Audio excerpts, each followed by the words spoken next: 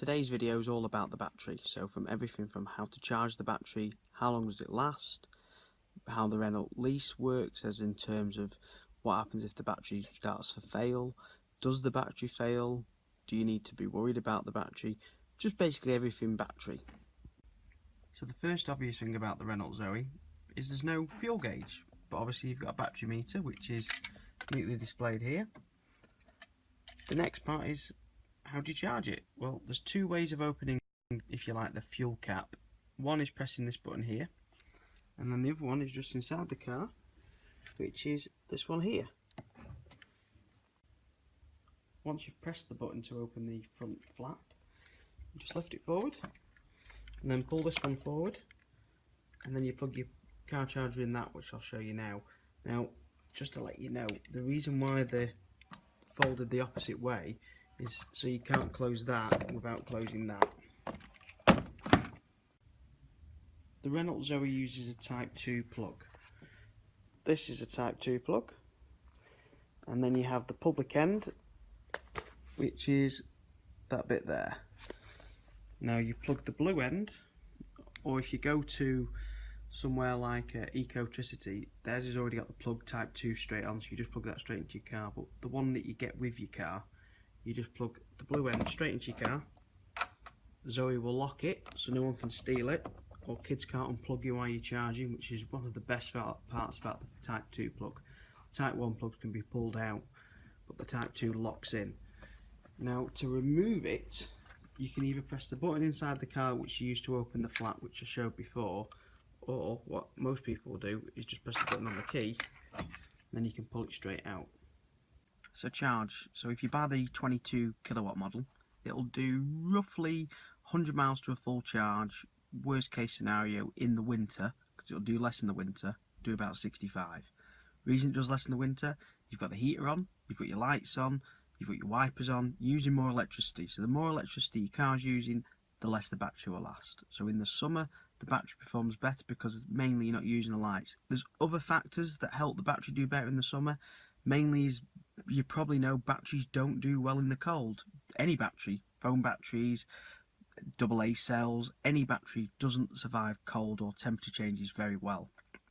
If you do keep your garage, with your car in the garage during the winter, it will help the battery a little bit. So if you do charge your Zoe in a garage, it will be better. Doesn't matter if you do charge it outside, just means that you won't get as much range out of the battery in the winter. But in the winter, very, very worst case scenario, you're going to get 60.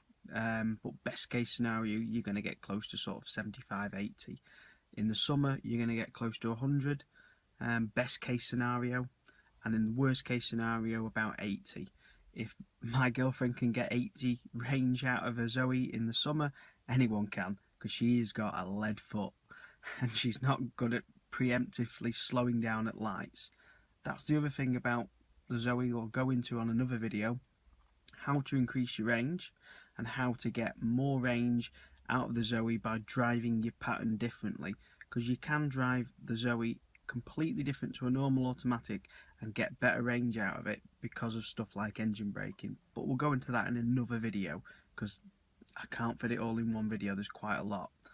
Now the other thing to go on to is charging times do vary depending on the model you've got. Now the range I've just given you then was for the 22 kilowatt model.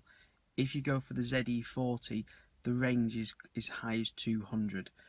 I don't have a ZE40, so I haven't got the full range figures on that. I'm sure some people make comments in the bottom of this video now and tell you what they can get out of their ZE40. And if you've got a 22 kilowatt model, let us know in the comments below what you can get out of it as well. The actual charge rate, charge time, I've got a 32 amp charger at home. My 32 amp charger will fully charge the Zoe in about 3.5 hours. If it's already part charged, then the charging time's significantly reduced to a much smaller charge time. The other part to go on to is the lease. So everyone worries about battery degradation, the battery's failing and the battery's ruining. The best part about the Zoe for me is I was worried about battery degradation before I got an electric car. That was the one thing Everyone was telling me, oh, your mobile phone battery only lasts so many years, the battery in a Zoe won't last very long because you're charging and uncharging, etc, etc, etc. Everyone told me the battery wouldn't last. Now, I can tell you now, I've done a lot of research and I've run my Zoe for a long time. The battery will last way longer than you'll ever keep the car. Unless you're watching this video in 15 years and you're buying a 15-year-old Zoe, then I wouldn't really worry about it, because until that point, that's not until the battery will start degrading to a point that you'll start to notice it. Main reason for that is research has shown that the Zoe sold new would show so many miles, and it only loses, say, about 10-15% of its original capacity in a 2-year period. After that 2-year period, the degradation almost stops to zero, and it doesn't start to degrade again until 15 years away. So as long as you've got the Zoe fairly new in 6 years, I won't worry about it. Now, there is obviously odd occasions that battery sales do fail. If you've got a Renault lease battery, it's not your problem. It's Renault's problem. You're leasing the battery off them. So if the battery fails, Renault owe you a new battery. If it fails below 75% of its original capacity, Renault Finance will give you a new battery up to the capacity of 75%. So what they're trying to say is it will not degrade past 75%. They're quite confident on it.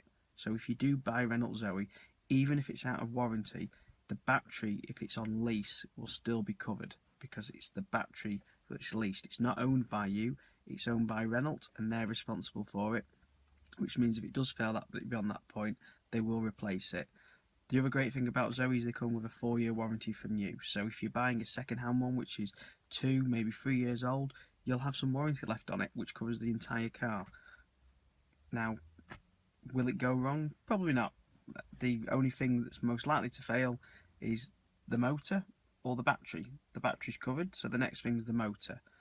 The motor's going to be like any other motor on anything. If you buy a car, a combustion engine car, you've got more moving parts, more electronics, so there's more to go wrong. On a Zoe, there's a lot less to go wrong. You've just got a motor, but we'll go into that in more detail on other videos.